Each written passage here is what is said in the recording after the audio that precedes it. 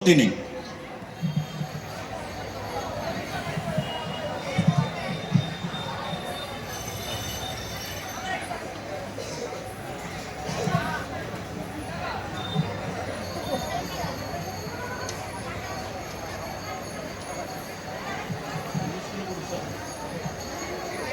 এখানে পিছনে এবার আবার চোর ধরার পরীক্ষা। তবে এদেরকে ওই ফলস খাবার দাবার দিইনি, একদম সত্যিকারের কলা দিয়েছি। গুণিনকে যখন ডাকা হয়, সে চোর ধরতে কিছু জনকে সিলেক্ট করে নেয় যে কারা কারা পরীক্ষা দিতে চাও। তো যাদের যাদের সন্দেহ হয় তাদেরকে এইভাবে আলাদা করে ডেকে নিয়ে প্রত্যেকের হাতে একটা কলা ধরিয়ে দেওয়া হয়। গুণিনের দাবি হচ্ছে কলার মধ্যে মন্ত্র পড়া আছে, আর তার হাতের কলাটাই ভেতরে ভেতরে কাটা পড়বে যে কিনা চুরি করেছে। তো তোমাদের কলাগুলো কাটা আছে নাকি? কাটাকুটি নেই তো, সব আস্ত কলা। তো আমরা আজকে এই যে ছজনের কাছে কলা দিয়েছি, এদের প্রত্যেকের কলা ছাড়াবো। তবে এখানে আবার বলি, কেউ চুরি করেনি আর কারো চুরি যায়নি। এই ছজনের মধ্যে যার হাতের কলা ভেতরে ভেতরে কাটা পড়বে, ধরে নেব সে বেশি মিথ্যে কথা বলে। তো আজকে এদের মধ্যে সেই পরীক্ষাটা হবে। কি রে, অবাক হচ্ছিস কেন? অসুবিধা কিছু নেই, চল। কি নাম? প্রথমে আমরা বর্ষাকে ধরেছি। বর্ষা পরীক্ষাটা হবে, যদি ওর হাতের কলা কাটা পড়ে ভেতরে, তাহলে জানবো যে ও বেশি মিথ্যে কথা বলে। ও ভয় পেয়ে গেছে, ও তো মাকে অনবরত মিথ্যে বলে থাকে। আর এখানে কাকু মিথ্যের পরীক্ষা নিচ্ছে, তাহলে আগেই ধরা পড়ে যাব, এরকম একটা চিন্তা ওর মাথায় ঢুকেছে। কলাটা ছাড়া।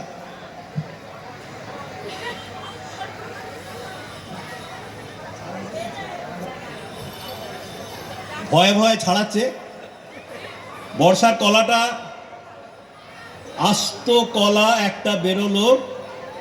একটু হাততালি দিন, বর্ষা মিথ্যে কথা বলে না। ওখানে যাও, গিয়ে কলাটা খেয়ে খোলাটা যথাস্থানে ফেলবে। তোমার নাম কি? সম্পূর্ণ। এবার কলা ছাড়াবে। ছাড়াও। এদিক থেকে বাঁদররা ছাড়ায়, মোটাটা এইদিকে। আচ্ছা, হাত কাটা। ছাড়াও। সম্পূর্ণ এবার কলা ছাড়াচ্ছে, দেখা যাক ও আদৌ মিথ্যে কথা বলে কিনা। ওজা গুন্ডা এইভাবে চোর ধরে। তোরও ভালো, সম্পূর্ণারও ভালো কলা। মানে এখানে বিষ্ণুপুরে কেউ মিথ্যে কথা বলে না। আপনারা মহাভারতে যুধিষ্ঠিরের নাম শুনেছিলেন যে নাকি মিথ্যে বলে না। তো এখানে দেখছি সব লেডি যুধিষ্ঠির, কেউ মিথ্যে বলে না। যা, কি নাম? লক্ষ্মী। এবার কলা ছাড়া। লক্ষ্মী মালাকার কলা ছাড়াচ্ছে, দেখা যাক এর কলাটা আস্ত বেরোয় না কাটা বেরোবে। আস্ত বেরিয়েছে, একটু হাততালি দিয়ে দিন। যাও, কি নাম? অষ্টমী এবার কলা ছাড়াচ্ছে, চলো।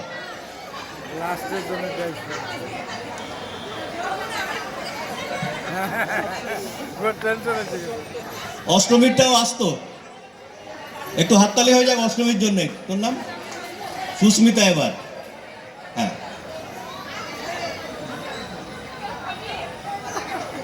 সুস্মিতারও আস্ত বেরিয়েছে। আর পড়ে রইল, কি নাম? প্রিয়াঙ্কা পড়ে রইল। ধরাই যাচ্ছে যে প্রিয়াঙ্কাই নিশ্চয়ই কিছু একটা ব্যাপার করে থাকে, নইলে একদম শেষে ওর পালাটা এলো কেন? দেখতে পাচ্ছে। ছাড়া না বাবা, ছাড়া। ভাঙা হলে সে ভাঙা হবে, কি হবে? সবাই দর্শক তো দেখবে। জুড়া দিলেও জুড়বে না, জুড়বে না। তো এ তো কলা, কলা কোনো আঠা দিয়ে জোড়ে না।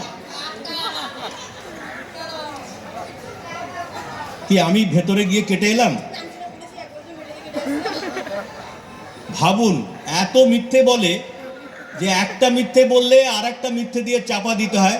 মাকে বলল বন্ধুর বাড়ি গিয়েছিলাম, আসলে তো ওই কোথায় সিনেমা দেখতে গিয়েছিল বা পার্কে গিয়েছিল।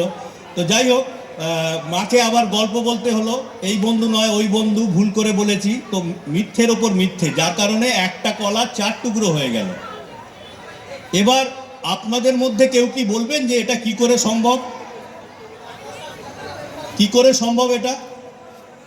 গুণিন যখন তার জলজ্যান্ত হাতের খেলা দেখায়, তখন উপস্থিত মানুষরা গুনিনকে সত্যবাদী বলে ধরে নেয় এবং তার কথাকে মান্যতা দিয়ে চোরকে মারধর করে। এখানে প্রিয়াঙ্কার কলাটা যে কেটে গেল, তার মানে ও বেশি মিথ্যে কথা বলে বলে আজকে প্রমাণ হলো। তো যাই হোক, ও মিথ্যে বলবে না, তবে বাকি যারা সত্যি বলার দাবি করে গেল তারাও যে মিথ্যে বলে সেটা তো আপনারাও জানেন। এই বয়সের মেয়েরা মিথ্যে বলবে না তো কে বলবে? কিন্তু যারা বড়রা শুনছেন তাদের কাছে অনুরোধ, ছোটরা কিন্তু মিথ্যেগুলো বড়দের থেকেই শেখে।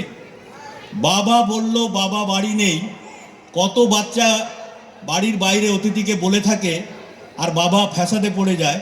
তো আমরা যদি বড়রা মিথ্যে কম বলি তাহলে বাচ্চারাও কম মিথ্যে বলবে। সুতরাং মিথ্যের চল যেন বাজারে না থাকে সেটা আমাদেরকেই মনে রাখতে হবে, তাই তো? প্রিয়াঙ্কার জন্য একটা হাততালি হোক। প্রিয়াঙ্কাকে একটা গোটা কলা দাও, লজ্জা পেয়ে গেছে। এবার তাহলে আমি ঢুকিয়ে একবার এই ডান দিকে একবার বাঁ দিকে এরকম টেনে দিলাম, তাতে কি হলো? কলার ভেতরে শাঁসটা কাটা পড়ে গেল, আর কলাটা যখন ছাড়ানো হচ্ছে তখন কেটে পড়ে গেল। এটা গুণিনরা করে থাকে। সুতরাং মন্ত্রতন্ত্রের কারিগরিতে এসব কিছু হয় না, এটা আমাদের মনে রাখতে হবে। এখন আমরা তো এখানে মঞ্চে মাইকে মন্ত্রে কিছু হয় না বলে বললাম, কিন্তু আপনাদের তো বিশ্বাস যাবে না। তারপরেও আপনারা কেউ কেউ মনে করবেন যে না, মন্ত্রের ক্ষমতা আছে, উমুক লোকটার মন্ত্রের ক্ষমতা আছে। যদি আপনারা এখনো পর্যন্ত এরকম বিশ্বাস কেউ রেখে থাকেন, তাহলে আমি অনুরোধ করব তাকে, যার মন্ত্রের ক্ষমতা আছে বলে আপনারা বিশ্বাস করেন, তার কাছে বাড়ির বা পাড়ার লেজ বাঁকা কুকুরটাকে নিয়ে যাবেন এবং বলবেন যে মন্ত্র দিয়ে, আপনার মন্ত্র দিয়ে এই বাঁকা লেজটাকে সোজা করে দিন। যদি করতে পারে, আমরা ভারতীয় বিজ্ঞান ও যুক্তিবাদী সমিতির পক্ষ থেকে 50,000 টাকা প্রণামী দেব, এই ঘোষণা রেখে গেলাম। আমাদের অনুষ্ঠানের পরে আমরা কিছুক্ষণ ওখানে থাকব। আমাদের কাছে বইপত্র নিতে পারেন আপনারা, আমাদের লিফলেট পারলে ওখান থেকে সংগ্রহ করে নেবেন। তাহলে পরবর্তীকালে এই অনাচারগুলো যাতে সমাজে না থাকে তার জন্য আপনারাও এগিয়ে আসবেন, কারণ অনাচারের শিকার সাধারণ মানুষ। সুতরাং আপনারা যাতে এই শিকার না হন তার জন্যই আমাদের এই অনুষ্ঠান। ওঝা গুনিনকে কখনো প্রশ্রয় দেবেন না। তাই